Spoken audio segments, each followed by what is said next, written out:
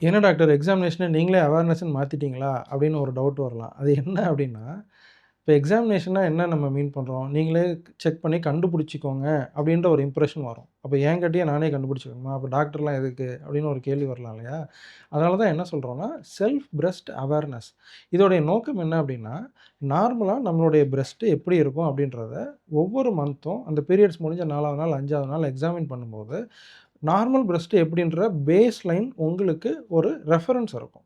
அப்பதான் புதுசா ஏதாவது சேஞ்சஸ் வரும்போது, அடடா! இது 2 மாசத்துக்கு முன்னாடி நம்ம செக் பண்ணோம். போன மாசம் செக் பண்ணோம். அப்பலாம் இல்லையே!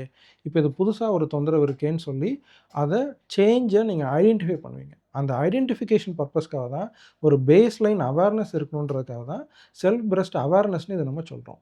ஸோ இது ஆட்டோமேட்டிக்கா என்ன ஆகும்? If you are aware of what your normal breast is, ஏதாவது ஒரு சின்ன சேஞ்ச் வந்தாலும் you will be able to identify it. Identify பண்றதோட அட்வான்டேஜ் என்ன? ஆட்டோமேட்டிக்கா நீங்க டாக்டர்ட்ட வரப்போறீங்க. தேவையான டெஸ்ட் பண்ண போறோம். ஒன்ஸ் அகைன் பிரஸ்ட் கட்டின்னு வர்ற, பிரஸ்ட்ல பிரச்சனைன்னு வர 10 பேஷண்ட்டுக்கும் பிரஸ்ட் கேன்சர் கிடையாது. அதில 8 பேருக்கு 9 பேருக்கு சாதாரண hormone related minor issues. Tablet போட்டா 2 மாசத்துல, 3 மாசத்துல, இல்ல 6 மாசத்துல சரியா போகக்கூடிய பிரச்சனைகள் தான் நெறைய பேருக்கு இருக்கும். அதையும் மீறி ஏதாவது கேன்சர் இருக்குன்ற பட்சத்தில, ஆட்டோமேட்டிக்கா அவங்கள ஆரம்ப கட்டத்தில நம்ம கண்டுபிடிச்சிடலாம்.